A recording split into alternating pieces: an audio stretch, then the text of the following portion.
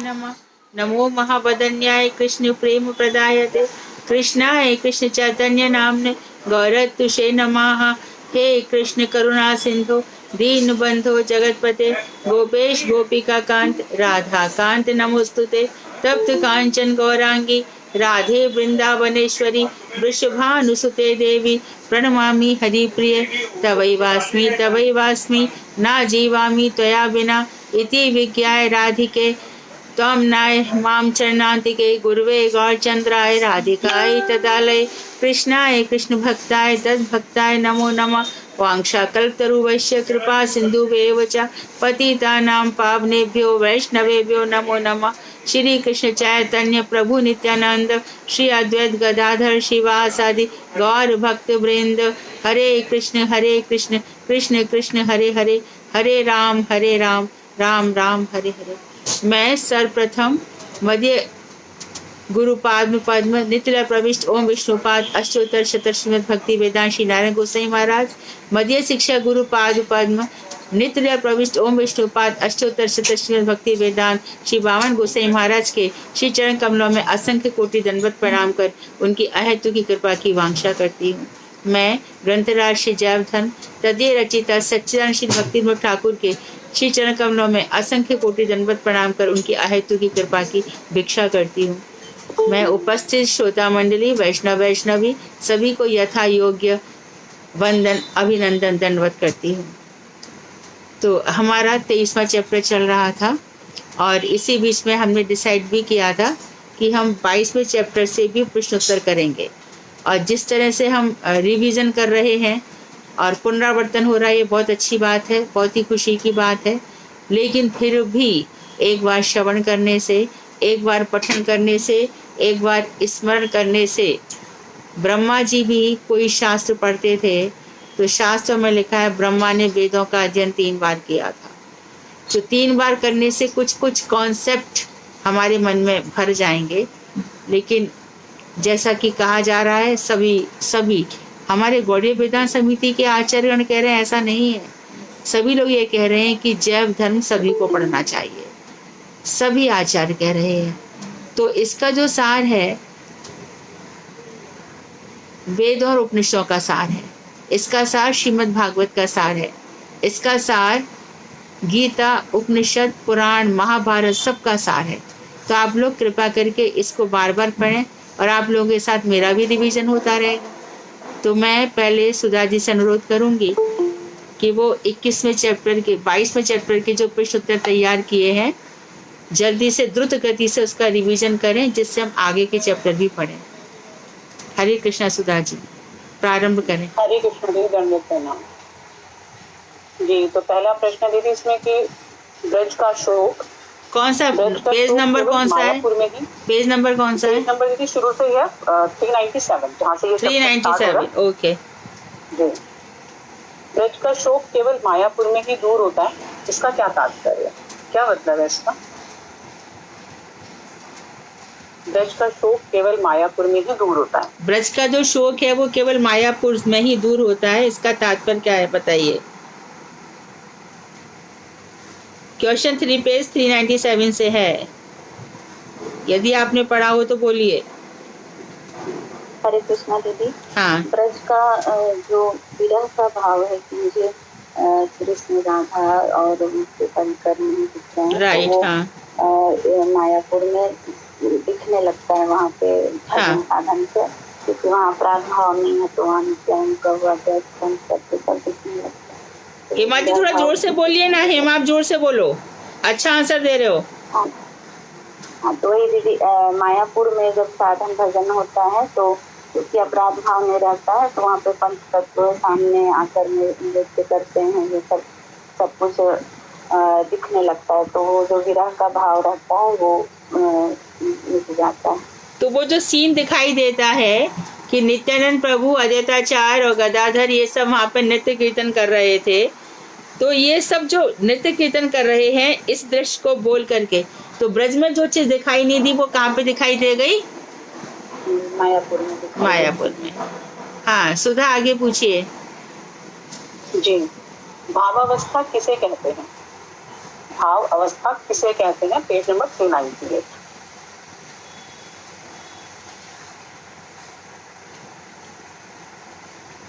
हरे कृष्णा दीदी। हाँ हाँ, भावावस्था जैसे जीव जब साधन भक्ति करते करते परिपक्व अवस्था में आ जाता है, फिर उसको मधुर रस की प्राप्ति होने मधुर रस उदित होता है उसके हृदय में। फिर उसके बाद में उनके राधा कृष्ण का जो उनके जो परिकर है ना, राधा कृष्ण के परिकर हैं, और फिर उनका अनुगत्य करके जो भाव उदित होता है उसको भाव अवस्था कहते हैं। ठीक है सुधा,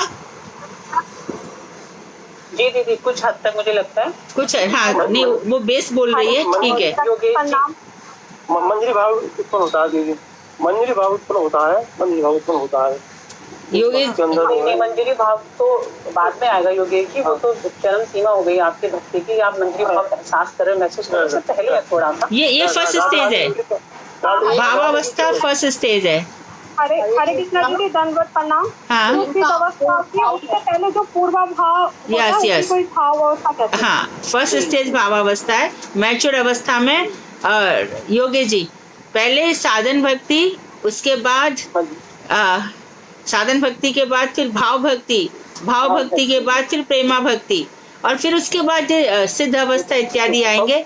तब स्वरूप सिद्धि होगी। स्वरूप सिद्धि में हमें अपना मंजरी भाव पता चलेगा। हाँ ठीक है, राइट। हाँ, पंचपर्वा अविद्या क्या होती है? कौन सी है पंचपर्वा? पर्वा, हाँ जी, पंचपर्वा।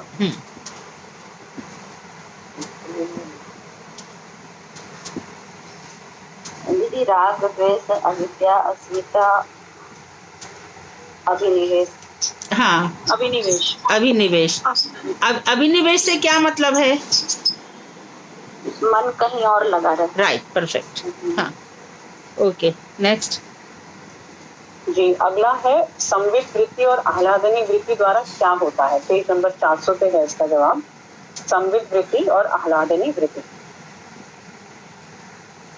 जब हमारे हृदय में संवित वृत्ति जागृत हो जाती है, हाँ, तब क्या होता है बताइए। हाँ, संवित वृत्ति द्वारा ज्ञान होता है और आह्लादनी वृत्ति द्वारा आस्वादन होता है।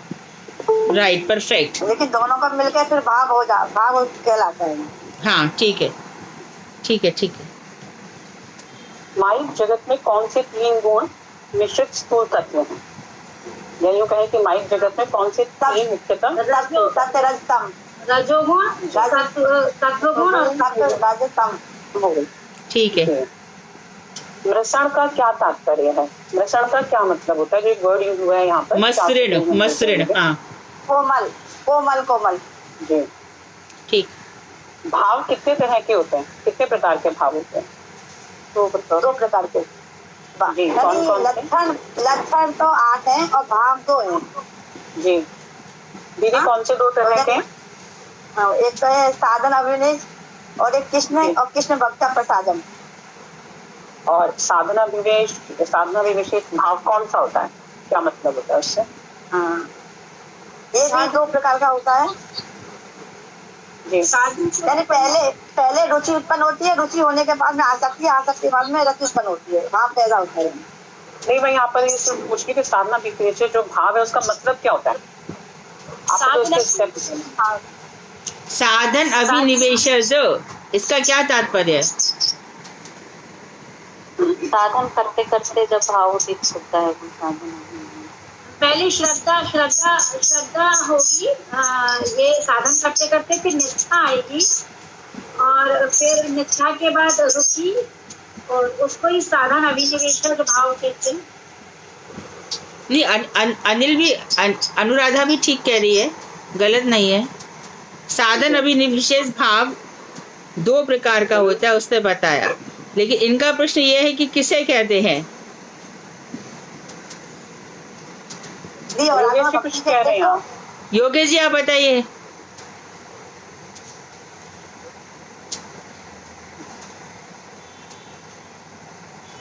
नहीं, कुछ नहीं बोल रहे। हाँ, बोलिए ना। आप लेवल बता रहे हैं योगेश जी, मैं तो सिंपल एक मतलब पूछ रही हूँ कि साधना विवेचित भाव किसको कहते हैं? साधन अभिनिवेश भाव जो है, हरे कृष्णा, साधन अभिनिवेश भाव में साधन करते करते भक्त के हृदय में रुचि, निष्ठा और आस्ति इस प्रकार से क्रम पूर्वक वो भाव की ओर बढ़ता है, इसी को साधन अभिनिवेश भाव कहते हैं।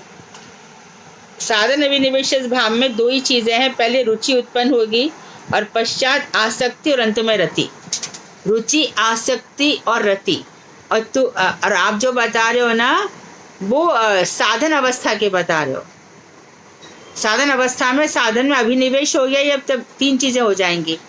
उसमें तो पहले श्रद्धा है, साधु संघ है, भजन क्रिया है, अनर्थ निवृत्ति है, निष्ठा है, रुचि और आसक्ति है। और यहाँ पर क्या होगा, अंकुर फूट पड़ेगा, प्रेम का अंकुर, रति आ जाएगी।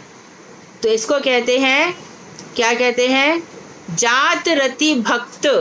ऐसा भक्त जिसको भगवान श्री कृष्ण से प्रेम उत्पन्न हो गया है, वो जात रति भक्त कहलाता है। बस इतना से माइन्यूटली अंतर है, लेकिन आप लोग एकदम पॉइंट पर आ गए हो। हाँ, आगे बोलो जी। श्री कृष्ण प्रसादित भाव क्या है? बिना किसी साधन के भाव हो जाता है। योगेश जी आप क्या बोले? मतलब भगवान कृपा कर देते हैं। हाँ, राइट। ठीक है। और जो है एक आलोक है, एक असीम है। क्या? हाँ, 3 है। हाँ। 3 कौन से योगेश जी?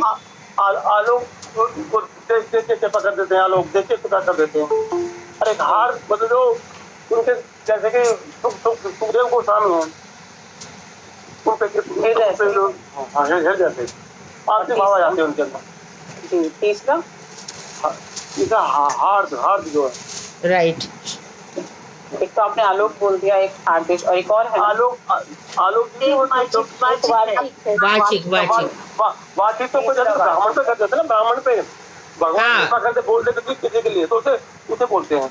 हाँ, ब्राह्मण पे कृपा करी कि तुम में सिंपल से बता दीजिए कि 3 आपने अलग अलग बता दिए, आलोक, हार्द और वाचिक। शाब्दिक अर्थ क्या होता है अगर हम शाब्दिक अर्थ बोले तो? आलोक जैसे कि आलोक तो किसी पे जैसे जो ना तो वाचिक है, भगवान ने बोल के कृपा कर दी, इसको बोल के वाचिक हो गया। जी। आलोक भगवान जो देख के कृपा कर देते हैं। हाँ, दर्शन देते हैं। दर्शन देखे। एक हार जो है वो आंतरिक जब भगवान भक्त के हृदय में कृपा कर देते हैं, जैसे कि सुखदेव गोस्वामी ने कर दिया। राइट। उसका मन हमेशा चित्त प्रफुल्लित रहता है, प्रसन्न रहता है। ये हार्दिक कृपा है, हमेशा खुश रहते हैं। ये तीनों कृपा जो है योगेश जी, आप कोई और अगर जवाब देना चाहें कि ये तीनों कृपा भगवान के एक अवतार में देखी गई है, भगवान ने उस अवतार में ये तीनों कृपा करी है, वो कौन से अवतार है? महाप्रभु जी। राइट। और भावोदय होने पर कौन से 9 लक्षण परिलक्षित होते हैं? 9 लक्षण दिखाई देंगे जब भावोदय होता है, वो कौन से 9 लक्षण है? शांति, मनमानी, क्षमा, अव्यर्थ कालत्व, विरक्ति, मान शून्यता, आशाबंध, उत्कंठा, नाम कीर्तन में रुचि, कृष्ण के गुणगान में रुचि और कृष्ण की लीला स्थलियों में प्रीति। ठीक है। मोहिनी दीदी बहुत अच्छा बोला, आपने बुक खोली हुई। She is reading. Mohini, am I right? और योगेश जी ने याद करके समझ के मोहिनी मैंने दीदी अर्थ बताया, अर्थ। हाँ, मोहिनी, हाँ, योगेश जी समझ करके याद करके बोल रहे हैं। मोहिनी भी यदि ऐसा करने लगे तो मोहिनी और भी ऊपर पहुंचेगी। मोहिनी दीदी सिर्फ मुझे ये बता दीजिए शांति का क्या मतलब है? शांति माने क्षमा। जैसे कभी किसी को क्रोध आ गया या कुछ भी आ गया तो भी हम लोगों को है ना चुप रहना है और बस अपने हृदय से कुछ क्षमा कर देना है। जी। और अगला है अव्यर्थ का क्या मतलब है जी योगेश जी? अपने टाइम को खराब नहीं करना, अपने टाइम को खराब नहीं करना, भगवान की भक्ति में ही लगाना, मतलब। राइट जी। विरक्ति का मतलब बताइए कोई? हरे कृष्णा दीदी, विषय सुखों में अरुचि को विरक्ति कहते हैं। विषय सुख होते हैं ना, उसमें अरुचि हो जाए उसको विरक्ति कहते हैं। अरुचि हो जाए। संसार के सुखों को यानी विरक्ति है। मान शून्यता जो फल है, रूप है, जब ऊंचे परिवार में जन्म ले लिया हमने तो हमें कोई घमंड नहीं आ, किसी भी ऊंचे कुल में जाति में जन्म ले लिया तो अच्छा हमने अभिमान नहीं किया। और फिर धन मतलब आपने जो सुंदरता का, अपनी सुंदरता हाँ, का, धन का, बल का, सौंदर्य का, विद्या का, राइट, परफेक्ट, आपने जो मटेरियल लाइफ में सब कुछ पाया उसका आपको कोई मान नहीं है। राइट, उत्कंठा, उत्कंठा मनोरथ प्राप्ति करना। हाँ सही है, जी, सही है। आशा अपने पर मनोरथ की प्राप्ति के लोभ, जो लोभ है वो उत्कंठा है। लोग है। हाँ हाँ, लोभ के साथ में भगवत भक्ति में निवेशित रहना। हाँ लोभ रहना, ठीक है। जैसे हम लोग जाते हैं तीर्थ स्थलों में और हम लोग लीला स्थली में जाते हैं, भगवान की लीला स्थली में बड़ी उत्कंठा, बड़े शौक से जाते हैं। शुरू में यद्यपि हमारा भाव कुछ और होता है, लेकिन थोड़ी थोड़ी परिपक्वता आती है, तब लगता है कि भगवान दर्शन देंगे, भगवत कृपा होगी, तो वही उत्कंठा हुआ ना दीदी। हाँ, उत्कंठा, इसी उसमें लोभ रहता है, लोभ है, जो कुछ भी, लालच रहता है। विशेष रूप से अपना मनोरथ, जो कुछ भी हम कर रहे हैं, भगवान श्री कृष्ण के दर्शन मिले, कथाएं मिले, एक प्रकार की उत्कंठा जागृत हो जाती है, इसको उत्कंठा कहते हैं। जी। और आशाबंध, आशाबंध किसे कहते हैं? कृपा करें, आशा रहती है। हाँ, विश्वास, एक दृढ़ विश्वास कि भगवान हमारे पर कृपा करेंगे। ठीक है, चलो। और भगवान कृष्ण के गुणगान में रुचि, भगवान कृष्ण के गुणगान में रुचि का क्या मतलब है? कभी तृप्ति नहीं होती है नाम लेने भगवान के गुणों को सुनते सुनते, भगवान के निरंतर नाम लेने से हमें भगवान के उसमें रुचि होने लगा है दीदी। हाँ जब हम बिल्कुल, हमेशा भगवान का नाम जपते रहेंगे। हाँ बिल्कुल, नाम जपते रहे, और स्तुति स्तवन भी साथ, नाम कीर्तन में स्तुति स्तवन भी, राइट। हाँ, नाम कीर्तन में रुचि, हाँ वो भी इसी में ही बहुत ज्यादा रुचि हो जाती है, बहुत अधिक, छूटता ही नहीं है। लीला स्थली में प्रीति, नीला स्थलियाँ जैसे कि मायापुर, मायापुर, वृंदावन, मायापुर, हाँ, ब्रजमंडल, जगन्नाथपुरी, जगन्नाथपुरी, द्वारका, हाँ राधा श्याम, हाँ, बार बार वहाँ जाने का मन करता है। तद्वसति स्थले प्रीति, इसका हाँ। क्या मतलब होता है? तद्वसति स्थले प्रीति, इस श्लोक का अंग है, वही तद बसती, जो जहाँ भगवान रहे उन स्थलों में हमारी प्रीति, जहाँ पे भगवान रहे उन स्थलों में हमारी प्रीति को तद बसती स्थले प्रीति कहते हैं, राइट। आगे वही कृष्ण की लीला स्थली में प्रीति, इसको हाँ। तद्वसति स्थले प्रीति नहीं कहते हैं। और रति क्या होता है? रति आप कोई रति कहते हैं, प्रेमांकुर, इसका एक और नाम प्रेमांकुर है। जी, इसका कोई उदाहरण दे सकते हैं? रति का क्या तात्पर्य है? जैसे माँ यशोदा वाला दीदी, जैसे माँ यशोदा को भगवान को माँ यशोदा, वो दूध के लिए वो उन्होंने जब दूध उखड़ गया था, वो माता ने उनको इतना प्रेम था कि दीदी आप बताओ इसका आंसर के लिए उन्हें, मतलब वो दूध निकल गया जब हांडी में, तो उन्होंने उन्हें वो कर दिया वे रो रही थी, लेकिन उन्हें उनके प्रति प्रेम था, इसलिए उन्होंने दूध को पहले देखा, क्योंकि उसका अगले दिन सब उसका मक्खन निकालेंगे और भगवान को वो खिलाएंगे, इसलिए उन्होंने इस तरीके से किया। गलत है? नहीं, यदि कैसे भाव दिखाई पड़े कि वो उसके अंदर ये 9 गुण हैं, शांति है, अव्यर्थ कालत्व है, भगवान की लस्त्रों में प्रीति है, ये 9 लक्षण दिखाई दे तो समझना कि उस व्यक्ति में रति उत्पन्न हो गई है। ये 9 लक्षण दिखाई देंगे तो हाँ, आशा बंध है, समुत्कंठा है, नाम करने सदा रुचि है। तो श्री कृष्ण के मायावाद से दूषित, बोलो बोलो। मायावाद से दूषित हृदय में उत्पन्न भाव को क्या कहेंगे?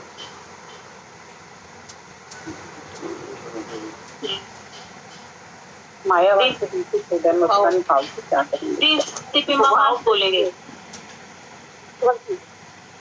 हाँ जी, शैला जी बोले। शैला जी जी जी। आगे इसमें है, विषय भोग और मुक्ति कामी जीवों के शरीर में हरिनाम संकीर्तन करते करते भी भावों के लक्षण उदित होते हैं, तो उनको क्या कहा जाएगा? विषय भोग और मुक्ति कामी जो लोग हैं उनके हृदय में भी, उनके शरीर में भी ये भाव देखे जाते हैं हरिनाम संकीर्तन करते करते, तो वो उसका क्या मतलब है? आप वो प्रतिबिंब आभास हुआ। हाँ, आभास है, रियल भाव नहीं है, आभास मात्र है। राइट, क्योंकि वो शुद्ध भक्ति नहीं है, वो तो एक भाव लेके, आप एक इच्छा लेके कर रहे हैं, मुक्ति चाहिए प्रतिबिंब आप। आभास है। ठीक है। प्रत्याभास क्या है और ये कितने तरह का होता है? प्रत्याभास क्या है और ये कितने तरह का होता है? Page number 405। ये 2 प्रकार का है, प्रतिबिंब और छायाभास। ये प्रत्याभास किसे कहते हैं? जी, आभास जो भावों को ठीक ठाक समझते हैं, जो भावों को ठीक समझ लेते हैं, अभी भाव उदित नहीं हुए हैं पर समझ रहे हैं, उनको रत्याभास कहते हैं। रत्याभास 2 प्रकार के हैं। बोल, अनुराधा बोल रहे थे, आगे बोलो। आज धर्मेश जी की तरफ से एक भी आंसर नहीं है। धर्मेश जी, ही इज देयर?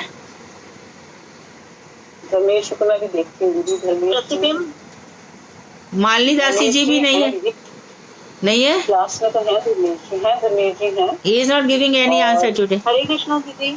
हाँ हाँ बोलो। प्रतिबिंब रत्याभास और छाया रत्याभास। हाँ हाँ, प्रतिबिंब छाया आभास में जो व्यक्ति मुक्ति की इच्छा करता है लेकिन देखता है कि सारे जो साधन मुक्ति के हैं वो बहुत कष्टप्रद हैं, हाँ। और उसको लगता है कि हरिनाम संकीर्तन के द्वारा बहुत आसानी से और सुलभता से वो मुक्ति को प्राप्त कर लेगा। हाँ। तो उस समय वो जो रो रो के और हरिनाम करता है, वो उसमें जो भाव दिखाई देता है वो प्रतिबिंब रत्याभास है, क्योंकि वो भगवान की प्रसन्नता के लिए और भगवान की भक्ति और सेवा के लिए नहीं हो रहा। राइट लेकिन राइट। जो कनिष्ठ भक्त हैं, और लेकिन वो समझते हैं कि कनिष्ठ भक्त समझते हैं जो भक्ति के साधन और भक्ति के भावों को ग्रहण करने की चेष्टा कर रहे हैं, और लेकिन उनमें जो संग से, साधु संग से जो बहुत थोड़ा सा जो भाव आभास सा होता है उसको छायाभास कहा जाता है। और छायाभास जो है ये भक्ति के अनुकूल ही है, लेकिन अगर किसी प्रकार भी कोई वैष्णव अपराध हो जाए तो ये चंद्रमा के कला के समान एकदम क्षय को प्राप्त होता है। और लेकिन जो प्रतिबिंब रत्याभास है वो किसी भी प्रकार भक्ति के अनुकूल नहीं है, प्रतिकूल है पूर्ण रूप से। बहुत सुंदर तैयारी की है, वेरी गुड, नाइस, परफेक्ट। कौन बोले आप? किसने उत्तर दिया ये? हरे कृष्ण दीदी। शशि। हरे कृष्णा दीदी, शशि। हाँ, बहुत अच्छी तैयारी से बैठे हो, अच्छे से कॉन्सेप्ट बना के याद किया है। लेकिन आपने जो बोला और सबने समझा होगा, ये बात अलग है।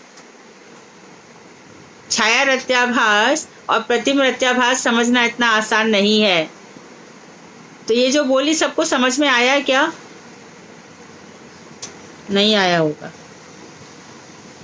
साधारण तरीके से कहें जी तो प्रतिबिंब में सिर्फ यही है कि प्रतिबिंब आप नकल कर रहे हो, या मतलब आप उल्टा। प्रतिबिंब मतलब उल्टा, प्रतिबिंब का अर्थ है उल्टा। कृष्ण जिन चीजों से प्राप्त होते हैं वो चीज तुम्हारे अंदर है ही नहीं, सीधा आप उसको दिखाने का प्रयास कर रहे हैं। दिखाने का प्रयास कर रहे हैं। तो भगवान जिससे प्रसन्न होते हैं, भावाभास ये है जी। ठीक है। छाया भावाभास वो वक्त जहाँ आप समझ रहे हो कि हाँ मुझे इस रास्ते से जाना, और प्रयास करो, और धीरे धीरे वो भाव अंदर आ रहे हैं। लेकिन क्योंकि अभी कोमल श्रद्धा है तो पतन होना भी स्वाभाविक है, हो सकता है। मतलब छाया भावाभास किस तरह से शुद्ध होकर भक्ति को प्रगति करता है, भक्ति में प्रगति करता है। छाया भावाभास जो कि शुरुआत है अभी, वो किस तरह से शुद्ध होकर आगे बढ़ेगा?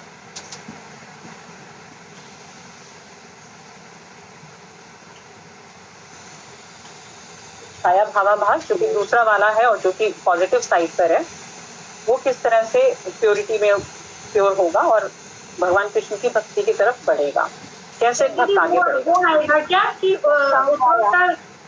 दिन पर दिन मतलब अभिलाषा बढ़ रही है डे बाई डे कि कहाँ मिलेंगे, कहाँ जाऊँ, कहाँ पाऊँ, ये वाला आएगा क्या? भावना तो यही है, लेकिन इसमें ये है कि संग, आपको संग। जी हेमा दीदी ने जवाब दिया। हेमा दीदी बोलिए।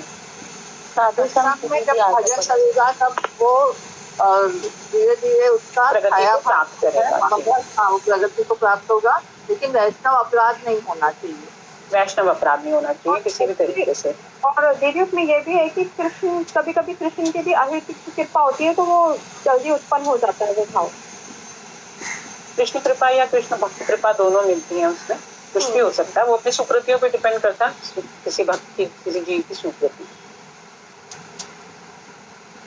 ठीक है। नवीन भक्तजनों को, जो नए भक्त बन रहे हैं कोमल श्रद्धा वाले, उनको किस किस चीज से बचते हुए भक्ति को सुदृढ़ करना चाहिए? Page number 407। नवीन भक्तजनों को किस किस से बचते हुए भक्ति को सुदृढ़ करना चाहिए?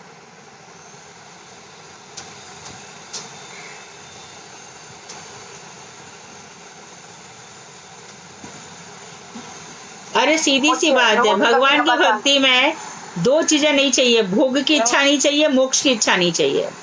तो जो भोग चाहते हैं, मोक्ष चाहते हैं, उनका साथ छोड़ना चाहिए। कहीं भी हर प्रश्न का उत्तर ये रहेगा ही रहेगा, ये बेस है।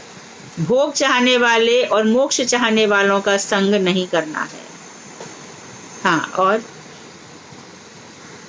अनुराधा दीदी कुछ बोल रही थी आप? बोलो। थोड़े से मुमुक्ष लोगों का संग नहीं करना चाहिए। जी, मुक्ति लोगों का, मुक्ति कामी जो मुक्ति चाहते हैं, मुक्ति कामी लोग, हाँ, उनका संग नहीं करना चाहिए। कभी कभी किसी में अकस्मात भक्ति भाव उदित हो जाते हैं, क्या ये संभव है? जी हाँ, मुझे बोलता है पूर्व जन्म में अच्छे संस्कार किए हुए हैं। जी, सुकृतियां हैं उसकी पूर्व जन्म के। हाँ दीदी, वही जो अभी आपने बोला, ये तो कृष्ण की कृपा होती है, कृष्ण भक्तों की कृपा होती है, तो वो अकस्मात ही वो उत्पन्न हो जाता है भाव उनके अंदर। ठीक है। असल भाव प्रकाशित होने पर भी भावुक भक्त के आचरण में कुछ कुछ दोष कभी कभी दिखाई देता है, तो उसे क्या समझना चाहिए? दोष बुद्धि। जी, और भी कोई ध्यान नहीं रखिए बड़े भक्त अवसरों पे। ये थोड़ा सा वैसे हम अगर देखें तो ये थोड़ा सा मुश्किल है, लेकिन हमें ये प्रयास करना चाहिए कि हम उनके दोषों पे नजर ना रखें, क्योंकि हम ये माने कि ठीक है कुछ पाप तो कुछ अपराध हो जाते हैं, लेकिन वो आगे बढ़ रहे हैं और ये पाप उनसे आगे नहीं होंगे। उनकी भक्ति के द्वारा वो दोष खत्म हो जाते हैं उनके। राइट। जी, वो कृतकृत्य हो जाता है। कहा गया तुझे अपने चारों उसे साधु ही समझना चाहिए।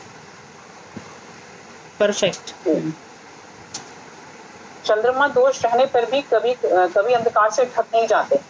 उसी प्रकार भी भगवान श्री हरि के प्रति अनन्य भाव से युक्त मानव अतिशय दुराचारी होने पर भी शोभा पाता है। इसका क्या मतलब है?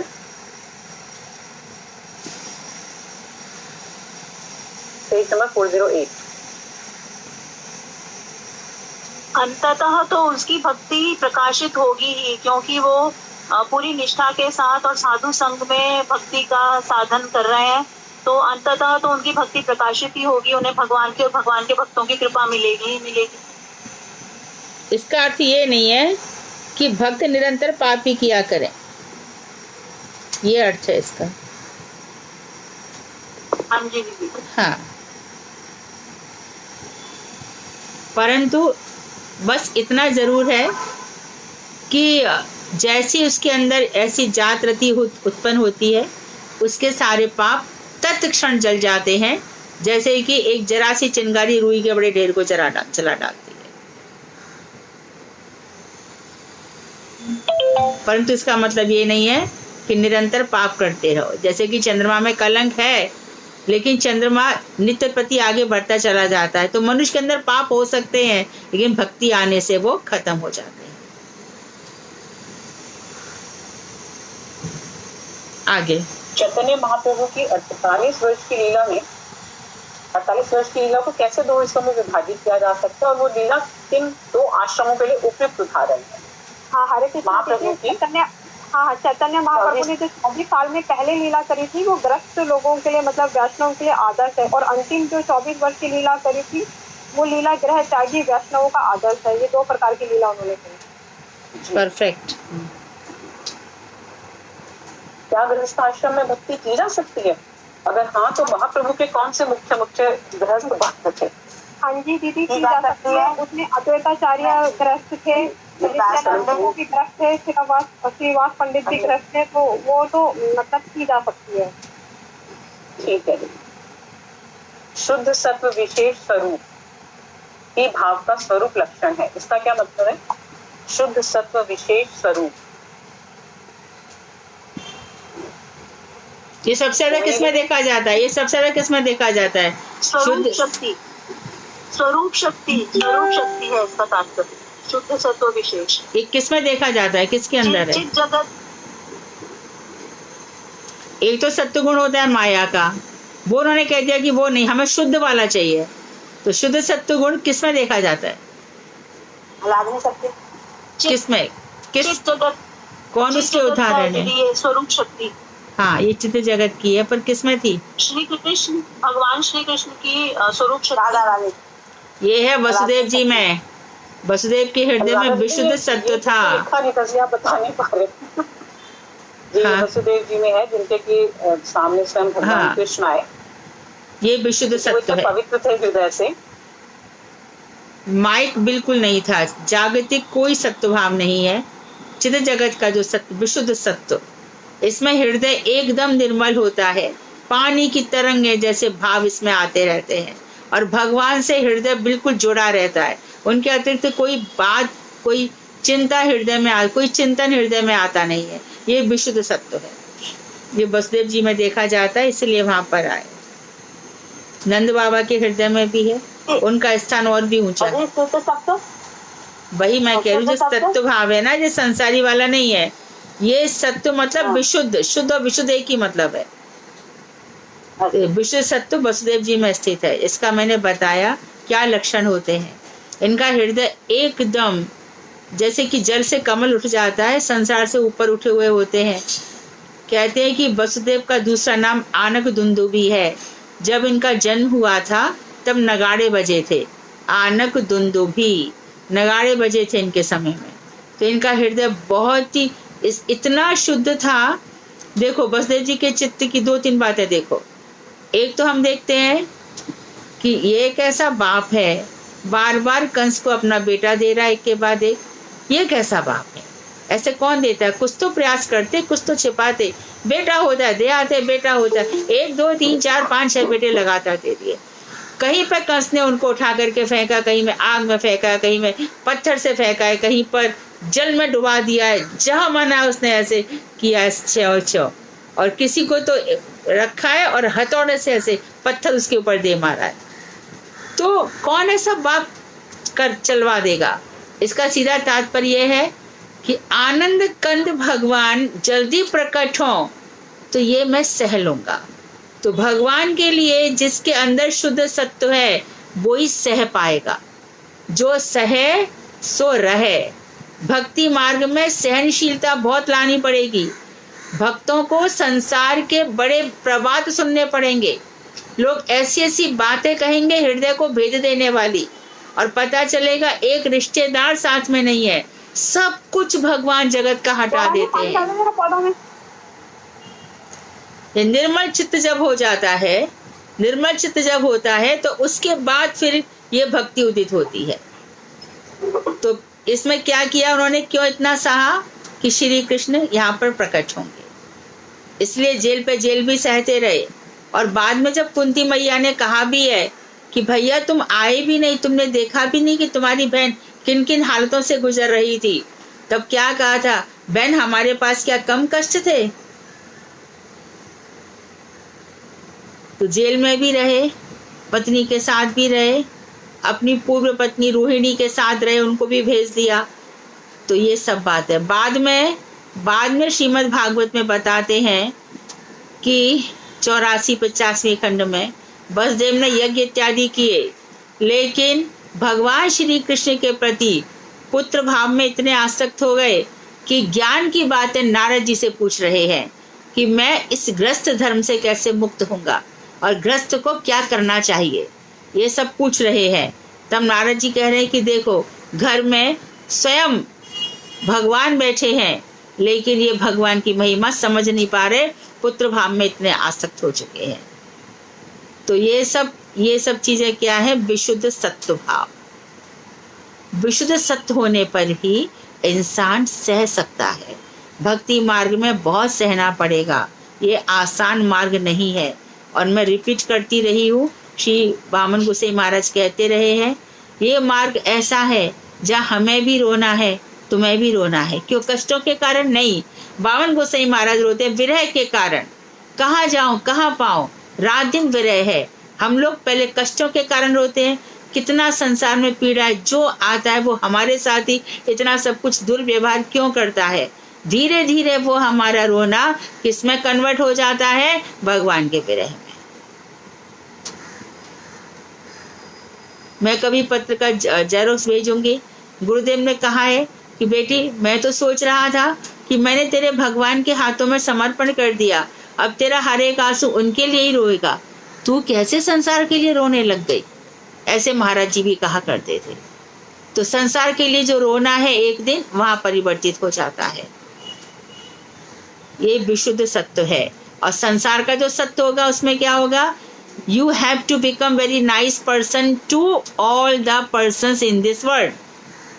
लेकिन भक्ति में वी डोंट हैव टू, किसी के प्रति भी हमें कुछ भी अच्छा वच्छा बनना नहीं है। हमें भक्तों के प्रति निष्ठावान होना है, भक्तों का ही संग करना है, भक्तों के प्रति श्रद्धा रखनी है। संसार में हमें अच्छा बनने के लिए हम नहीं आए। तो संसार का जो माइक सत्व गुण है, अच्छा गुण है, वो भक्ति मार्ग में शोभा नहीं पाता। जैसे कि कर्ण बहुत दानी था, जरासंध भी दानी था।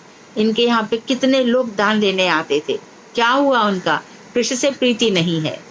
इसलिए सत्व गुण पे मत जाओ। ये मत देखो ये इतना दान देते हैं, ये इतना ये सब करते हैं, ये सब कुछ नहीं होगा। ये माया का सत्व गुण है। क्लियर है? विशुद्ध सत्व भाव। हरे कृष्णा। कहाँ गए सब लोग? हाँ तो बोल। हाँ क्लियर हो गया ना? विशुद्ध सत्व और संसार का सत्य दोनों में बहुत अंतर है, जमीन आसमान का अंतर है। हाँ आगे आगे सुधा कंटिन्यू करो। अगला है जी, क्या सन्यासी वेश धारण करने वाले व्यक्ति को सन्यासी समझ लेना चाहिए और किसका वेश धारण करना उचित है?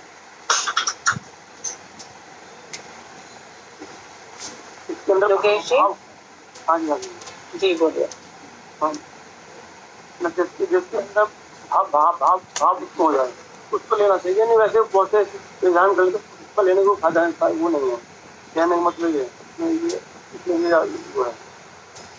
आपकी आवाज थोड़ा बीच में ब्रेक होके आ रही है योगेश जी, क्लियर नहीं आ रही है। तो ऐसा जब तक उसके अंदर भाव उत्पन्न ना हो, रुचि उत्पन्न ना हो जी, जब भी उसको वे ध्यान करना चाहिए, नहीं तो वे ध्यान नहीं करना चाहिए। हाँ जो किताब में जो लिखा हुआ तो सारा तो यही है। भाव नहीं है, भक्ति नहीं है, तो वेश धारण करने से कोई लाभ भी नहीं है। सही है। कोई फायदा नहीं। जब वो तीनों वचनों का पालन करेगी ना, हाँ भाई की वाचिक और तीनों का पालन करे, तीनों वचनों का जो हाँ हाँ ये भी ठीक है शालू। हाँ गौड़ीय वैष्णवों का चरम प्रयोजन क्या है? कृष्ण प्रेम। राधा दास्यम, कृष्ण प्रेम। और वो लोग राधा जी की तरफ ज्यादा झुके हुए होते हैं गौड़ीय वैष्णव।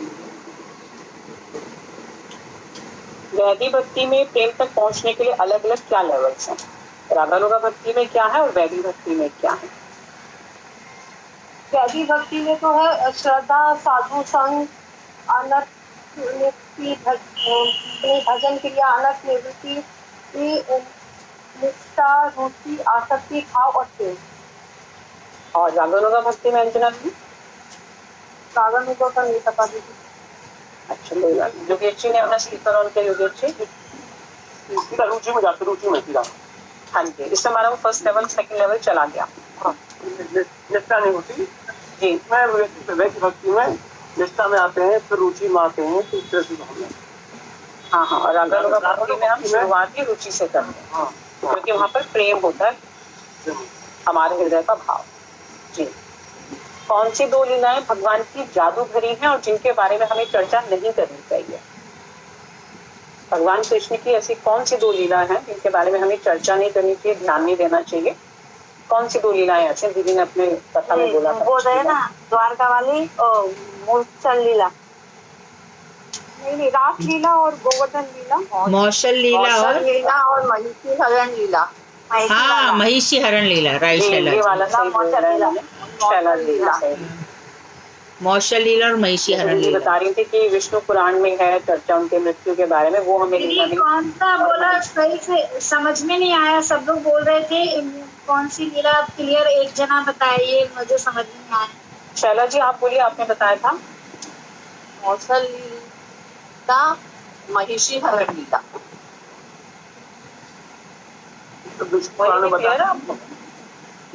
ठीक है, तो लीला और महिषी हरण लीला। मौसल लीला से तात्पर्य यदुकुल संहार, और महिषी हरण है जब भगवान की महिषियों को भील चुरा कर ले गए। वास्तव में वो भील नहीं थे, श्री कृष्ण ने ही उनका रूप धारण किया था और वो ही चुरा के ले गए थे।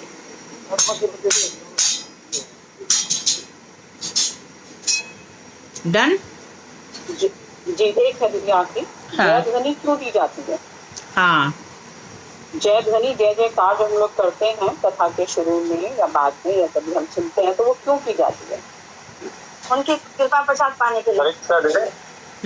जी, धर्मेश हमारे हृदय में उनकी जय हो। कृपा जैसे हम कोई भी चालू करते हैं, कोई ग्रंथ चालू करते हैं, पहले उनकी कृपा मांगने के लिए हम जय ध्वनि करते हैं। धर्मेश जी क्या बोल रहे हैं? हाँ बोलो। दीदी एक बार ये प्रश्न मैंने चामरानी जी से कहा था, तो उन्होंने कहा था, गुरुजी ने ऐसा कहा था कि जब जिसकी भी जय बोलते हैं तो जो सामने वाला जो है उसकी जय, और किसी की भी जय होती है तो किसी की भी पराजय भी होती है। तो हम ये मूड में जय बोलते हैं कि उनकी जय है तो हमारे अनर्थों की पराजय हो जाए। जब भी जय बोलते हैं तो हम सुनिज भाव से बोलते हैं कि आपकी जय और मेरे अनर्थों की, मेरे जितने भी अंदर मेरे जो अवगुण है उनकी पराजय हो जाए, इस वजह से हम जय बोलते हैं। गुरुजी के अभी, हमारे हृदय में जो, हाँ गुरुजी की कथाओं में अभी अभी छोटे क्लिप में आया है कि जब हम इन सब की जय जयकार करते हैं और बिना इनकी जय जयकार किए हुए नित्य लीला में प्रवेश नहीं होगा। आप सबने भी सुना होगा, पिछले 7-8 दिनों में एक क्लिप आई है। और दूसरा पॉइंट ये है कि जैसा इन्होंने बताया अनर्थों की जय जयकार अनर्थों की होती है। तीसरा गुरुजी ने इसमें वंदे हम श्री गुरु शुद्ध पद कमलम बताया था कि एक के बाद एक षट गोस्वामी और फिर अद्वैताचार्य गदाधर इन सब की जय जयकार, फिर ललिता विशाखा इन सब की जय जयकार। फिर गुरुजी ने यह भी बताया कि जो गुरु परंपरा है हमारी कि तुम मेरी जय जयकार, मैं कहूँ मेरे से नहीं, मेरे गुरु की जय जय, मेरे गुरुजी बोले इसकी जय जयकार करो, तो पूरी गुरु परंपरा की जय जयकार से हमारी कनेक्टिविटी जुड़ जाती है पूरी की पूरी। तो 3 कारण है, अनर्थ निवृत्ति जैसा कि इन्होंने बताया था, और दूसरा कनेक्टिविटी है कि पूरी की पूरी परंपरा हमारी हो जाती है, इसके लिए जय जयकार होती है। और तीसरा बिना जय जयकार किए हुए नित्य लीला में प्रवेश कभी भी संभव नहीं है।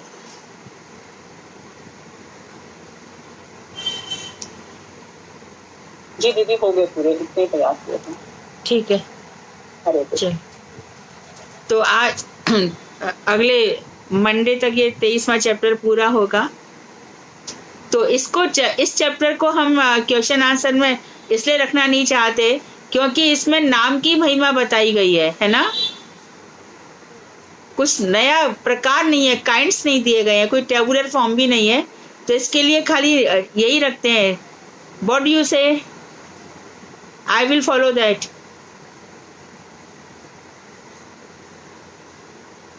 बोलिए।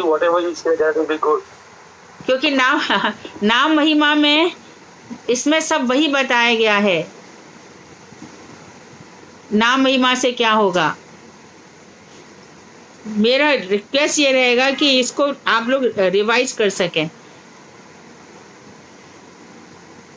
कौन सा पेज है? नाम चिंत यदि आप लोग चाहें तो नाम के क्या क्या लाभ हैं उसकी एक समरी बना सकते हैं, समराइज स्टडी कर सकते हैं कि नाम महिमा के कौन कौन से लाभ बताए गए, नाम के कौन कौन से लाभ हैं, वो ज्यादा अच्छा होगा। ठीक है, वो तो अनंत है। हाँ अनंत है। अनंत है, तो भी बताया है कि ये मिल जाएगा, वो मिल जाएगा, ये हो जाएगा, वो हो जाएगा। तो ऐसे ही कर दे सुधा जी। उसको ऐसा ही गुण दिखाई दिया। हाँ, इस वाले चैप्टर के लिए नाम, ये सभी के लिए होमवर्क है। नाम महिमा का फल, नाम की महिमा बताइए, नाम की महिमा बताइए। तो एक के बाद एक जल्दी जल्दी सब लोग बोलेंगे, दैट विल बी बेटर। ठीक है ये? हाँ जी दीदी ठीक है, वो तो कल ही कर सकते हैं क्योंकि अब हम लोग सब जुड़े हुए हैं और सुन भी रहे हैं कथाएं, आपसे भी सुनते हैं, गुरुदेव की भी सुनते हैं, तो मेरे ख्याल से हर कोई इस विषय में 2-2 मिनट तो बोल ही सकता है। ठीक है, ये अच्छी बात है, सबको चांस मिलेगा। और टेक इनिशिएटिव, मैं बोलूंगी, अपने आप आगे बढ़िए। इससे क्या होता है, हमारी भगवान की कथाओं से हमारी वाणी पवित्र होती है। हम गुरु वैष्णवों को प्रसन्न करते हैं जब हम उनकी वाणी का प्रचार करते हैं। गुरु जी का एक आर्टिकल है ना, बपू सेवा बड़ी है या वाणी सेवा बड़ी है, शारीरिक सेवा बड़ी है या वाणी की सेवा। तो गुरुदेव ने कहा था कि जो मेरी वाणी का प्रचार करके लोगों के अंदर भक्ति भावना जागृत करते हैं, वो मेरी शरीर सेवा से भी अधिक ज्यादा सेवा कर रहे हैं। तो आप लोग सब इसमें बढ़ चढ़कर हिस्सा लीजिए और 2-2 मिनट, जैसे सुधा जी कह रहे हैं कि 2-2 मिनट सब लोग बोलेंगे और खुद बोलेंगे पहले मैं। ठीक है, तो आगे आज कौन सा पेज है हमारा? दीदी समय तो हो गया, हम 2-4 मिनट कुछ नाम पे आप हमको कुछ गाइड करना चाहूंगी बात है। अब सुधा अभी 350 हुए ना? 353। अच्छा, मेरे में 3, तो हम 5-7 मिनट चैप्टर खत्म करने की कोशिश करें। 419 पेज है दीदी, और इसमें अभी आपके पास 419 पे 1, 2, 3, 4, 5 पेज है दीदी, खत्म तो शायद नहीं होगा। पर मेरे को वो तो बोलो कहाँ पर हूँ मैं? दीदी आप श्लोक या तो छोड़ दो अगर आप सबको ठीक लगे, क्योंकि श्लोक में तो सब वो नाम महिमा चल रही है। पर मैं हूँ कहाँ पर? 420 पेज में लास्ट पैराग्राफ, 420 पे लास्ट पैराग्राफ। ठीक है, तो हरि नाम का आभास भी यही कह रही हो ना? अभी विजय कुमार, ये तो 421 हो गया था ना, वे सभी हरिनाम का आश्रय लेकर वर्तमान है। हाँ, मैंने अक्षरात्मक बताया था, राइट। नाम और नामी परस्पर अभेद तत्व है। नामाक्षर किस प्रकार मायक शब्द से परे हो सकता है, ये मैं बताती हूँ।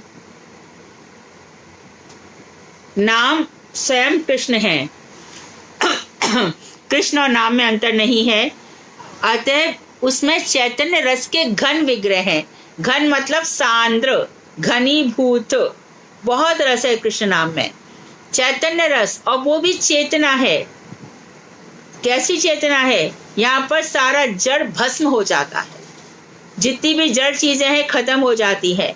अभी बैठे हैं, बातचीत चल रही है और बस राधा जी का गुणगान हुआ। कुंकुमाक्त कांचनाब्ज गर्भहारी गौरवा, पीतनांचिताब्ज गंध कीर्ति निंदी सौरवा, वल्लवेश सोनु सर्व वांछितार्थ साधिका, महिमात्म पाद पद्म दासी दास्तु राधिका।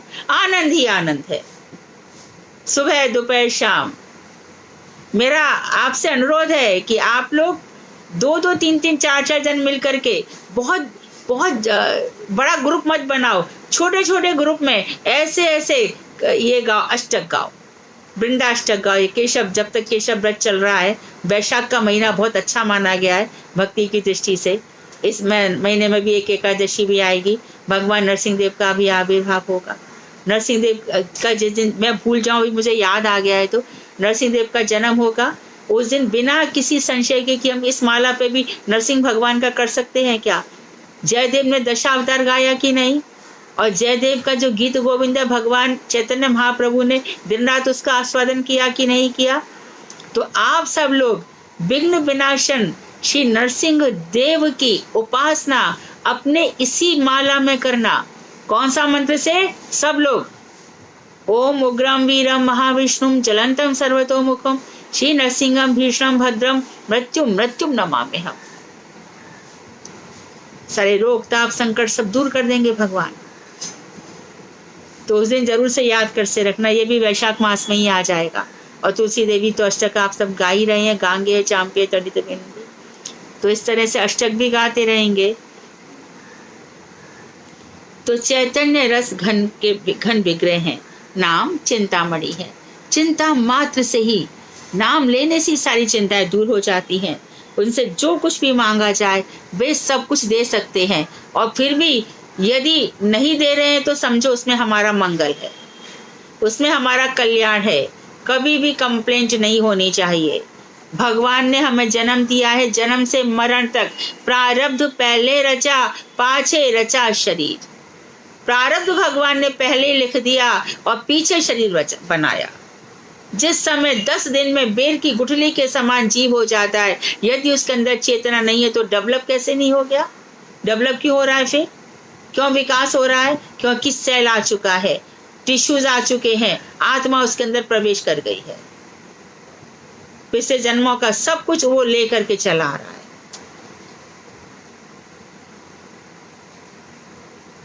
नामाक्षर किस प्रकार माइक शब्द से परे हो सकता है? कल भी बताया था कि यहाँ की वाणी यहाँ पे कर्म फल दे के रह जाएगी, लेकिन भगवान का शुद्ध नाम ऊपर तक ले जाएगा। तो ये माइक शब्द से परे है। तो बाबा जी कहते हैं जड़ जगत में हरि नाम का जन्म नहीं हुआ है। चित्तकर्ण स्वरूप जीव शुद्ध स्वरूप में अवस्थित होकर अपने चिन्मय शरीर से हरि नाम का उच्चारण करने का अधिकारी है। पहले तो उन्होंने बताओ फ्रेजेस कर लो सेंटेंस के। पहला फ्रेज बताया चित्तकर्ण स्वरूप जीव।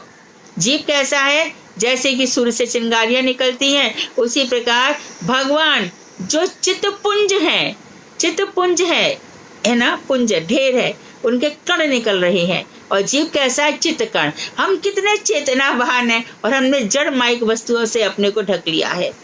अच्छा, तो चित्तकर्ण जीव शुद्ध स्वरूप में अवस्थित होता है, यानी अपनी चित्त अवस्था में अवस्थित हो जाता है, तब उसको अपना चिन्मय शरीर का आभास हो जाता है।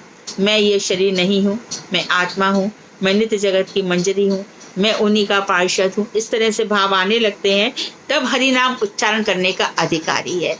दीक्षा काल करे आत्मसम। भगवान जब हमारी दीक्षा होते हैं उसी समय वो अपने समान बना लेते हैं, अर्थात मैं भी चिन्मय हूँ और तू भी चिन्मय है, ऐसे भाव आ जाते हैं। परंतु मायाबद्ध होने पर जड़ इंद्रियों के द्वारा शुद्ध हरि नाम नहीं होता। तो वो यहाँ पर जब प्रश्न आ गया कि सब कुछ देने में सफल हो जाते हैं, तो वहीं पर उन्होंने बड़े स्मार्टली ये प्रश्न कर दिया कि मतलब कोई तो कामना सफल नहीं हो रही, मिल नहीं रहा, इसका मतलब क्या है कि ये तेरा बद्ध शरीर से तेरे नाम निकल रहे हैं, कंडीशन सोल से, माइक जगत से बंद कर तू हरि नाम ले रहा है। इसलिए तेरे शरीर की चिन्मय शरीर से जब हरि नाम लेगा तब तू संसार की चीजें मांगेगा ही नहीं, क्योंकि तुझे मालूम है वो तो पहले से होने वाला है। इसमें मैं मांग के अपने आप को छोटा क्यों करूं? राजा के पास जाकर के कोई बंगला गाड़ी थोड़ी मांगता है। इस प्रकार से तो हिलादनी शक्ति की कृपा होने पर जिस समय स्वस्वरूप की क्रिया आरंभ हो जाती है, जब भगवान की जो आनंद संवित वृत्ति यानी परम चेतना और इलादनी वृत्ति आनंद, तो इलादनी वृत्ति की कृपा जब हो जाएगी, तब जैसा कि मैंने बताया हमारा ये आभास हमें होने लगेगा, अनुभूति होने लगेगी स्वस्वरूप हमारा क्या स्वरूप है, हमारा क्या स्वरूप है। तो इसकी क्रिया आरंभ हो जाती है। और कब होगा? जब भगवान के नाम में आनंद आने लगेगा, और जैसे जैसे आनंद घनीभूत होता जाएगा, हमें हमारा स्वरूप उतनी ही मात्रा में प्रकट होता चला जाएगा।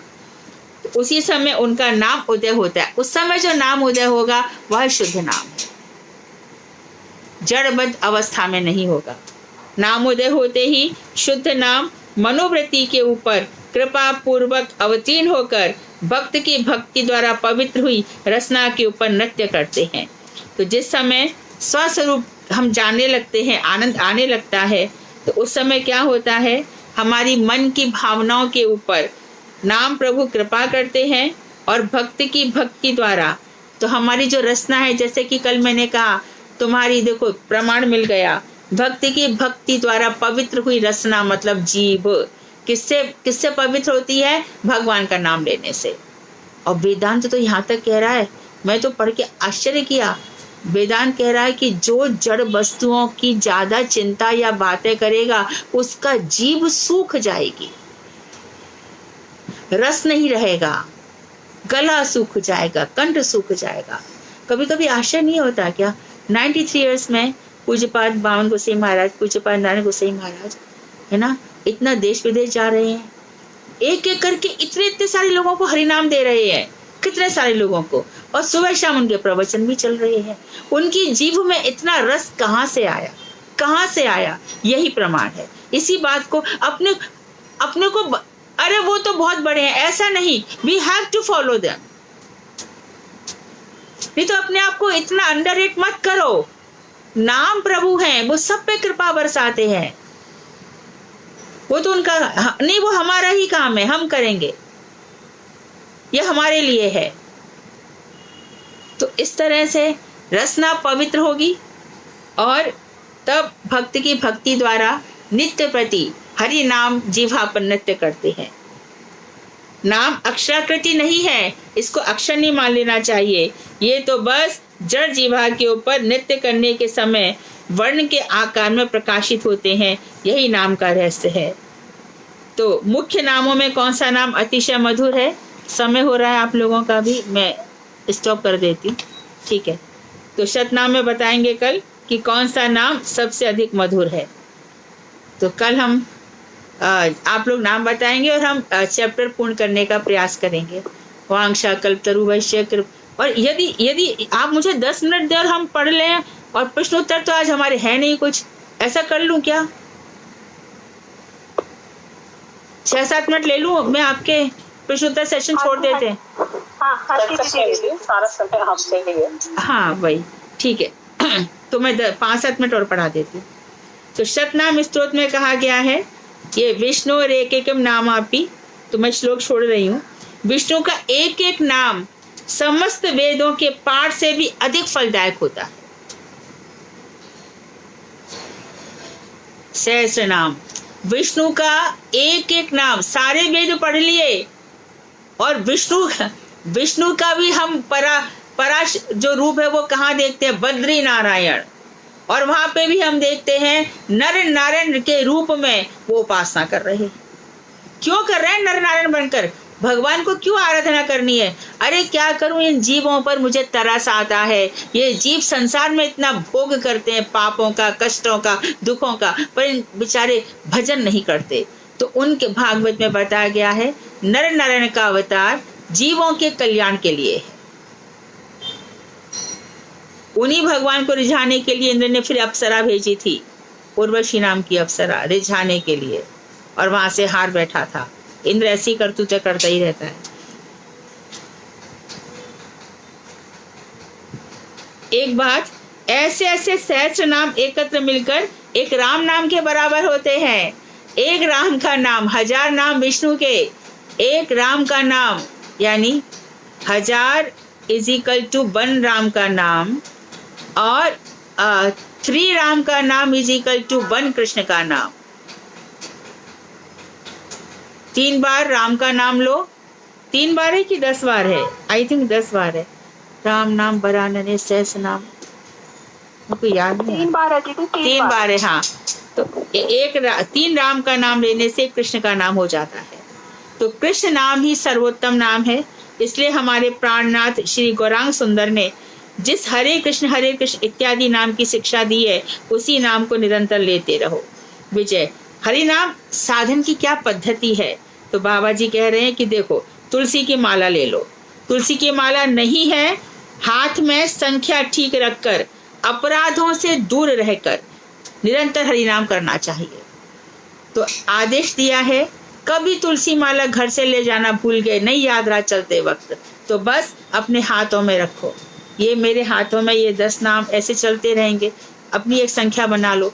कभी कभी ऐसा भी कहा जाता है कि जैसे समझो कि मान लो तुम्हारी 5 मिनट में एक माला हो रही है और आप नाम जपते जा रहे हो, 5 मिनट हो गए तो समझो एक माला हो गई हमारी। घर पे जप के देखो कितनी देर में एक माला होती है, तो उतनी देर में कभी भूलना तो नहीं है माला।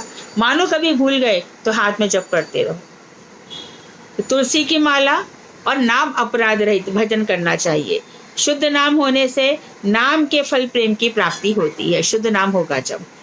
संख्या रखने का तात्पर्य यह है कि साधक यह समझ सके कि उसका नाम अनुशीलन बढ़ रहा है या घट रहा है। कि पहले भैया हमारे 10 माला भी मुश्किल से होती थी, आज तो हमारी 16 माला भी हो जाती है, अभी तो हम 2 बार माला भी कर लेते हैं, अभी तो हम 40 भी कर लेते हैं, अरे कोई दिन तो हमारा 1 लाख भी हो जाता है। इसलिए नाम संख्या है। तुलसी जी हरि को अत्यंत प्रिय है, अतः उनके स्पर्श से नाम का फल अधिक अनुभव पाया जाता है। और भी हैं जिनको और भी ज्यादा भजन करना है तो तुलसी के बिरवा के पास बैठ कर हरि नाम करें, तो उसका फल और अधिक है। जैसा कि मैंने पहले भी बताया था, पूज्यपाद गुरुदेव जब मैं देखती थी तो अपने आसन पर बैठे रहते थे और पास में तुलसी का बिरवा होता था। तो ध्यान रहे, ये ऐसी चीजें हमें सुनने को मिल रही है बार बार। इसका मतलब ये क्या है कि भगवान ने हमें पोटेंसी दी है कि हम भी गुरु जी के फॉलो अप में इस तरह का भजन करेंगे। नाम करने के समय कृष्ण के स्वरूप और नाम में अवैध बुद्धि रखकर नाम करना चाहिए। नाम हो रहा है और नाम ही कृष्ण का स्वरूप और नाम एक ही है, इस तरह से रहना चाहिए। नीचे लिखा है 3 बार कृष्ण नाम कर। 3 बार राम नाम का फल वही होता है जो 1 बार कृष्ण नाम करने से होता है। विजय कह रहे हैं प्रभु साधन अंग 9 या 64 प्रकार के होते हैं, नवदा भक्ति होती है 64 प्रकार के होते हैं। फिर नाम रूपी केवल एक अंग ही निरंतर होने से दूसरे साधनों के लिए समय कैसे निकाला जाए। आप तो नाम संकीर्तन कह रहे हैं कि हमेशा करो, और एक दफे आप कह रहे हैं कि नवदा भक्ति करो, एक बार कह रहे हैं कि आप भक्ति के 64 अंगों का पालन करो, एक बार आप कह रहे हैं कि पंचांग करो। तो इसका क्या उत्तर है? तो बाबा जी कह रहे हैं ये कोई कठिन बात नहीं है। 64 प्रकार के भक्ति अंग नवदा भक्ति के अंतर्गत हैं।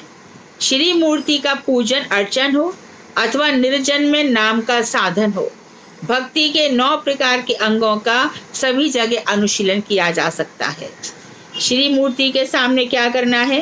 कृष्ण नाम का शुद्ध रूप से श्रवण करो, कीर्तन करो और स्मरण आदि होने पर ही नाम साधन करना हो गया।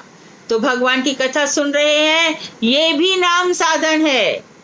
भगवान की कथा सुन रहे हैं, ये भी नाम साधन है। भगवान का स्मरण हो रहा है, ये भी नाम साधन है। और अभी हमारा कीर्तन चल रहा है, ये भी नाम साधन है। इसलिए गुरुजी कहते थे बहुत अच्छा वक्ता कथा कह रहा, कोई माला नहीं उठाएगा, मारे धत रखो माला, क्यों ऐसे कर रहा है? तो हर चीज के प्रमाण दिए हैं इसमें। देखो कितने पैराग्राफ बहुत सुंदर है। नाम साधन करना हो गया, शुद्ध रूप से श्रवण कीर्तन हो रहा है। जहाँ श्री मूर्ति नहीं है वह श्री मूर्ति का स्मरण करे और उस श्री मूर्ति में उनका नाम श्रवण कीर्तन आदि रूप नवदा भक्ति के समस्त अंगों का साधन करे। जिनकी किसी सौभाग्य से नाम कीर्तन में विशेष रुचि होती है वे निरंतर नाम कीर्तन करते हैं, उनका रुकता नहीं है, नाम कीर्तन चलता रहता है। इसी से उनका समस्त अंगों का पालन हो जाता है।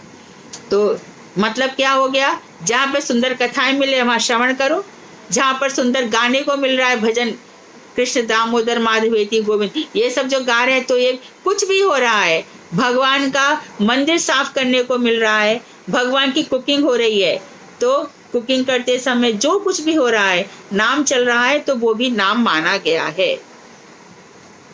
तो इन समस्त अंगों का पालन करना हो ही जाता है। श्रवण कीर्तन आदि साधनों में नाम संकीर्तन सबसे प्रबल है। कीर्तन आनंद के समय दूसरे साधन अंगों का परिचय व्यक्त न होने पर भी वही यथेष्ट है। कीर्तन का जो आनंद मिल रहा है, और उस समय हम कह रहे हैं इस समय ना सख्य चल रहा है, ना आत्मनिवेदन चल रहा है, ना वंदन चल रहा है, क्या चल रहा है? कीर्तन का आनंद चल रहा है। कीर्तन का आनंद होते होते कल हमने कहा कि चलो अक्षय तृतीया पर हमारा जितना भी भक्त लोग थे, कल क्या गाया जाएगा? गोपी गीत गाया सबने। और वृंदा देवी कश्यप, तो बहुत सारे गीतों के साथ हमने गोपी गीत भी गाए। तो वो नाम संकीर्तन नहीं हुआ क्या? उससे भी ज्यादा हो गया।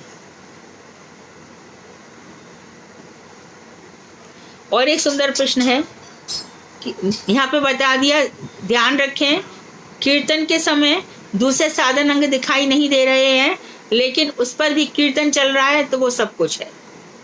निरंतर नाम कैसे हो? निरंतर नाम हो रहा है हमारा, क्योंकि हम तो सो भी जाते हैं। तो उन्होंने बताया कि सोते समय के अतिरिक्त उठते बैठते खाते पीते या कोई काम करते करते सब समय नाम कीर्तन करने का नाम निरंतर नाम कीर्तन है। नाम साधन में देश काल अथवा पवित्र अपवित्र शुचि अशुचि संबंधी कोई निषेध नहीं है। और भी एक बात है कि निद्रा काल में सोते सोते हरे कृष्णा करते करते कब नींद आ गई, उठते ही हरे कृष्णा, तो ये 24 घंटे का नाम कीर्तन है। और प्रभुपाद जी कह रहे जो इस तरह 24 घंटे से 24 घंटे नाम कीर्तन चल रहा है, वही श्रीमद् भागवत कहने का अधिकारी है और वही सुनने का अधिकारी है, और उसी का शुद्ध नाम भी हो रहा है, और उसी का ही शरीर एक दिन चिन्मय हो जाएगा। आहा, नाम भगवान की कृपा असीम है, परंतु जब तक आप हमें कृपा कर निरंतर नाम करने की शक्ति प्रदान नहीं करते, तब तक वैष्णव पदवी प्राप्त करने की कोई आशा नहीं है। तो वैष्णव जो पोस्ट है वो सबसे ग्रेट पोस्ट है। प्रेसिडेंट, प्राइम मिनिस्टर, ये सब यूएसए का प्रेसिडेंट कोई भी हो, सबसे बड़ी पोस्ट है क्या? वैष्णव। वैष्णव जन ही ऊपर जा सकते हैं। विरजा नदी के उस पार कौन जाएगा? वैष्णव। तो ये बहुत अच्छी पोस्ट है, लेकिन आप हम पर कृपा करेंगे तब। नाम भगवान की कृपा तो है, लेकिन आप भी हमें कृपा कीजिए। तो उन्हें बताया कि वैष्णव 3 प्रकार के होते हैं, कनिष्ठ, मध्यम और उत्तम।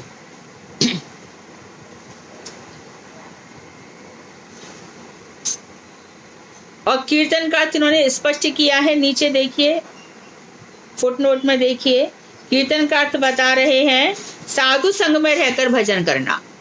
कीर्तन का अर्थ है साधु संग में रहकर भजन करना। तो कनिष्ठ, मध्यम और उत्तम चैतन्य महाप्रभु ने सत्य राजखा को बतलाया था कि जो एक बार कृष्ण नाम करते हैं वे वैष्णव हैं, जो निरंतर कृष्ण नाम करते हैं वे मध्यम वैष्णव हैं, और जिन्हें देखने से दूसरों के मुख में कृष्ण नाम आ जाए वे उत्तम वैष्णव है। अतः जब तुम लोग कभी कभी श्रद्धा के साथ कृष्ण नाम करते हो, तब तुम लोग वैष्णव पदवी प्राप्त कर चुके हो। बाकी कल कर लेंगे। वांछा कल्पतरुभ्यश्च कृपा सिंधुभ्येव च पतितानां पावनेभ्यो वैष्णवेभ्यो नमो नमः। श्री भक्ति विनोद ठाकुर की जय। तो फुल स्टॉप करूं या कोई प्रश्न है किसी का? हरे कृष्णा दीदी, आपने ये बताया था ना कि नरसिंह चतुर्थी पे वो करना चाहिए पूरा महाविष्णु, वो अपनी माला पे 108 टाइम्स करना चाहिए जैसे माला जपते हैं उस मंत्र। हाँ, उस दिन जरूर कर लेना 108 बार। अच्छा दीदी, बस यही कंफ्यूजन था। थैंक यू दीदी। हरे कृष्ण। हरे कृष्ण। हरे कृष्णा दीदी, शुद्ध सच्चे भाव में जो आप बताए दीदी, वसुदेव जी गृहस्थ भाव से ऊपर उठना चाह रहे थे, तो ऐसा तो बताते हैं ना कि भगवान को वात्सल्य भाव से पाने की कामना कर सकते हैं। ये सब मायावादी विचार है। देखो, जो नाम जप रहा है ना, हरे कृष्ण जो महामंत्र में वात्सल्य तो है ही नहीं। हाँ, वात्सल्य कहाँ है बताओ? हमारा मंत्र में वात्सल्य भाव है ही नहीं। हम तो किंकरी भाव में है, मंजरी भाव में है। और पूछो, मैंने बीच में बोल दिया, तुम प्रश्न पूछो। और क्या है? नहीं दीदी, वही पूछ रहे थे कि वसुदेव जी कृष्ण भगवान को भगवान जान रहे, तो वो उसी समय उनको वात्सल्य भाव से उनका पूरा वात्सल्य तो है ही नहीं, इसीलिए तो वात्सल्य भाव का आस्वादन नहीं कर पाए। पुत्र भाव भी है और ऐश्वर्य भाव भी है, दोनों मिक्स है उनका, वसुदेव जी का। नंद बाबा की तरह और यशोदा जी की तरह उनको इतना वात्सल्य उनका हृदय नहीं है। जैसे जब पहली बार मिले हैं कंस को मार करके, तो गले कहाँ लगाया उनको, देखते रहे, गोदी में बैठा ना। और फिर विद्यालय भेज दिया सीधा, ड्यूटी समझी, सांदीपनी मुनि क्या पढ़ने भेज दिया उज्जैनी में।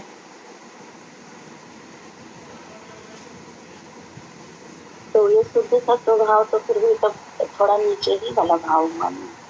क्या मतलब तब शुद्ध सत्व भाव जो ये बताए कि ये शुद्ध सत्व भाव है तो कृष्ण आए, लेकिन जो रस की बात है वो अलग चीज है। वसुदेव का बेटा वासुदेव है और नंद बाबा के बेटे नंद नंदन है। वसुदेव का जो वासुदेव है वो वंशीधारी नहीं है। जो नंद बाबा के यहाँ पर है वो ब्रज रस है, वहां पर माधुर्य रसोधर है। या रस के संबंध में तारतम्य है।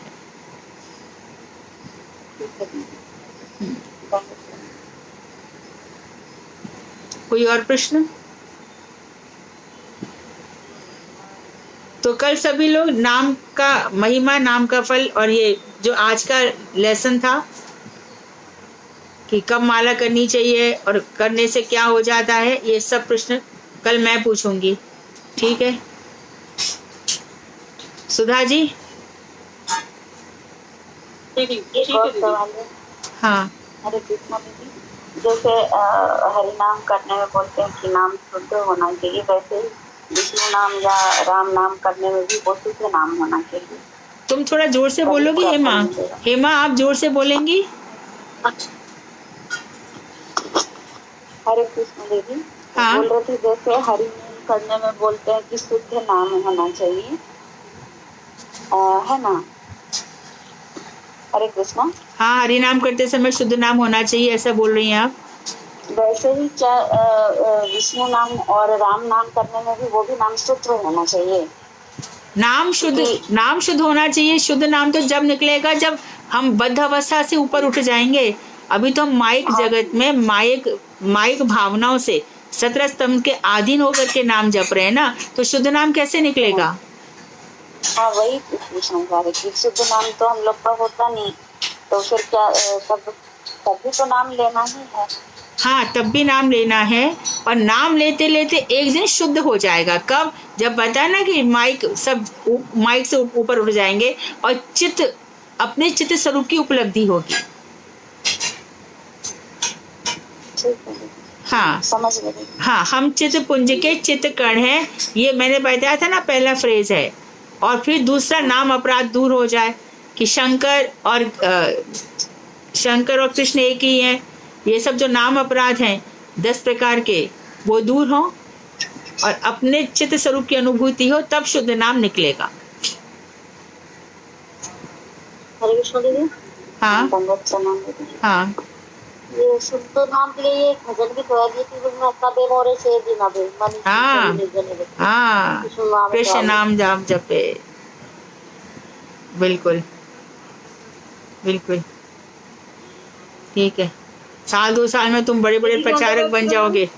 हाँ दीदी, हरे कृष्णा, दंडवत प्रणाम। हाँ हाँ। श्री नरसिंह कवच स्तोत्रम भी बोल सकते हैं क्या? हाँ, उस दिन गा सकते हैं मालिनी दास। नरसिंह कवचम बख्शे, ऐसे कुछ। हाँ हाँ, सर्व रक्षा करम, सब रक्षा करने वाला है, उस दिन करना चाहिए, सिद्धि होती है। हाँ जी। जब भी कुछ जल वगैरह ग्रहण करें उसके पहले जप लेना। हरे कृष्णा दीदी, दंडवत प्रणाम दीदी। जिस दिन नरसिंह देव की तिथि हो उस दिन रिकॉर्डिंग करके भिजवा दो इस मंत्र को, मैं भी कर लूँगा। ठीक है। हरे कृष्णा। हरे कृष्णा। समझ तो होगा ना योगी जी, थोड़ा जोर से बोलिए। होगा ना, योगी जी, आपका आवाज मुझे आ नहीं रहा है, माइक का प्रॉब्लम है शायद। नरसिंह आरती हम करते हैं। हाँ। नरसिंह कवच जो है, हाँ वो कम होगा, वहाँ से ले लेंगे आप भेज दो। हाँ, मैं प्रयास करूंगी। मैं इसमें जैव धर्म का जो ग्रुप है ना, वहाँ पे मैं डलवा दूंगी। हाँ, जरूर। लेकिन दीदी, आपने जो बोला था उरुग्रहम और कुछ, वो ये उसकी बात करें, नरसिंह कवच की। नरसिंह कवच के बाद नरसिंह कवच भी डलवा देंगे, उसमें है। गूगल पे जरूर होगा, अवश्य ही होगा। हाँ जी, हाँ जी। एक नरसिंह कवच है और एक नरसिंह भगवान का मंत्र है, मंत्र अलग अलग। हाँ, मंत्र तो मैंने बोला।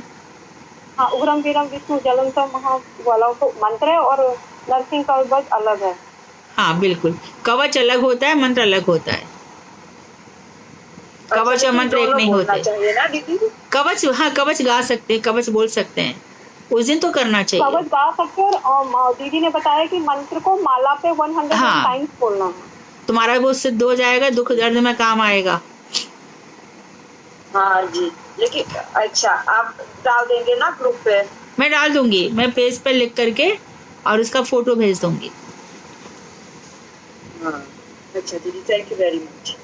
दीदी हाँ। हमारे पास बुक भी है नरसिंह कवच की, उसमें नरसिंह कवच और ये मंत्र वगैरह सब है। तो उसमें आप उसको व्हाट्सअप कर दो ना, पेज बाई पेज PDF बना करके। अरे कृष्णा दीदी, दीदी रिकॉर्डिंग करके भी भेज देंगे। रिकॉर्डिंग भी कर देंगी और आप PDF करके भेज दो ना उसको। ठीक है दीदी। हाँ करो, ठीक है। हाँ। इस बार मेरा बर्थडे ना 15 तारीख से होगा। क्या हुआ? मेरा जो बर्थडे है ना वो 15 तारीख का, यही नरसिंह चतुर्दशी के दिन जन्मदिन है मेरा। तुम नरसिंह भगवान वाले दिन तारीख के हिसाब से दीदी। तारीख के हिसाब से तो इस बार अच्छा है, नरसिंह भगवान की कृपा मिले तुम्हारे को, भजन निर्विघ्न हो, भजन निर्विघ्न चले, भगवान नरसिंह देव से प्रार्थना करेंगे। हाँ हाँ हाँ हाँ, ठीक है।